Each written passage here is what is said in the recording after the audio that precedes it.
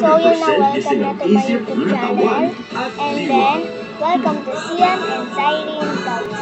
So, ito na yung mga ingredients ko. Sinabi ko naman sa TikTok ko. At kung hindi nyo pa nakikita, ang pangalan ko sa TikTok is Zian. At, ayan, ang username ko is CianMichael04. Pero ang i-write nyo doon ay Zian. And then, ayan, tapos makikita mo yung announcement ko na i-ano ko sa YouTube channel ko na yung mga followers ata. Ayan. Ayan lang. So, una is, so, yan. So, ayun lang. So, few muna bago tayo mag-start sa who is my followers on TikTok. So,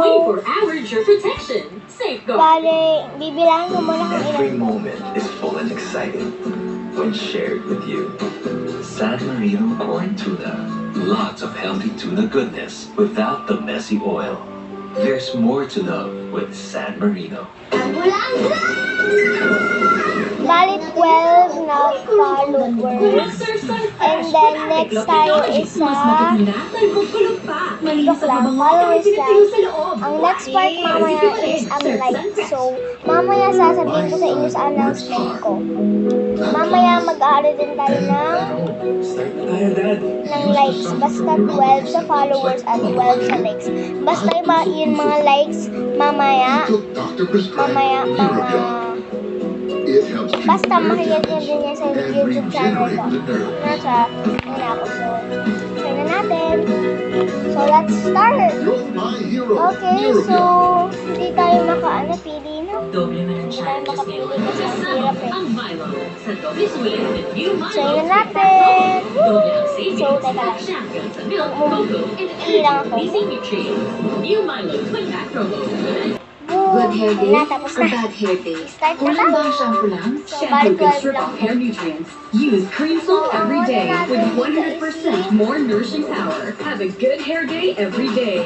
Daniel. Use Cream Silk every day. Daniel. Hello, Daniel. Bale, nakita ko si Daniel na nag-follow. Nakita ko lang sa inbox sa pinalo niya ako. Hindi ko lang kung pinalo niya ako hindi. Basta kung pinalo niya ako or like lang.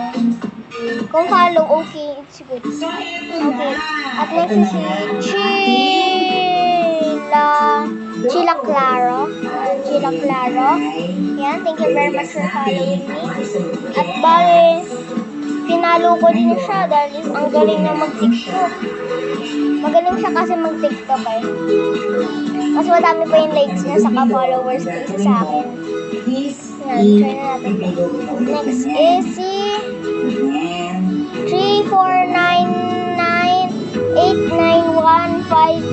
3499891539612. So, thank you very much sa pag-following sa akin.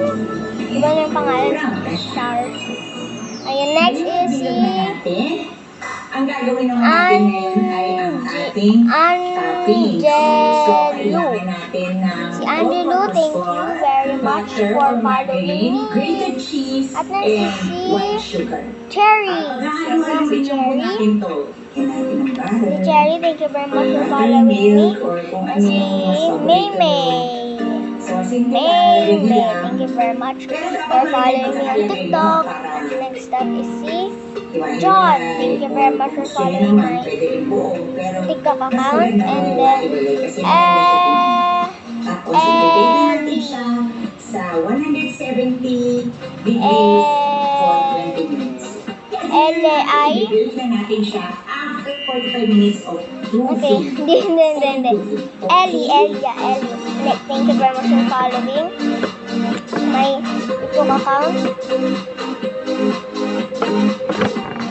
Ito pala siya. Dito sa Idol sa Kusina, Lutong Bahay. Teka. Pagbigay ng special recipes ng Ito siya. ating favorite celebrity chefs. In fact, this week, Atong challenge style namin niya ang celebrity is si chef na sobrang healthy talaga ngayon, si Chef Jose Sarasola, na mag-share E-I-N naman ng siya. recipe niya na At masarap next si i-pair with bread.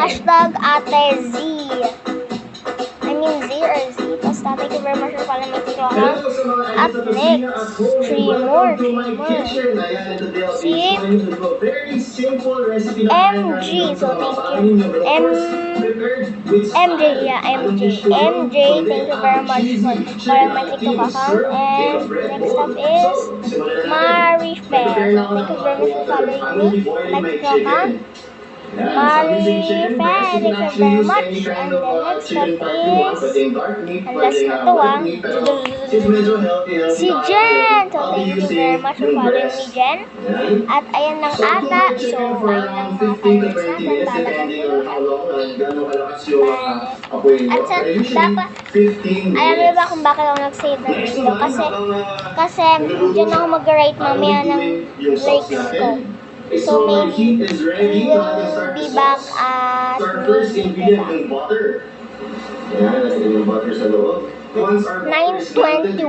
So be back.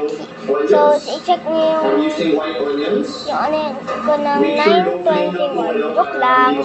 Hindi tayo mag-ano ng 9:21. So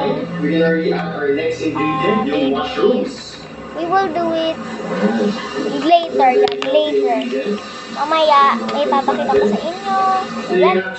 So, thank you na muna sa watching my YouTube channel. At kung gusto niyo itong YouTube channel, kung nagustuhan niyo itong yung video na to, don't forget to subscribe, like, and share. And don't forget to link the button. Okay na. So, thank you very much for watching.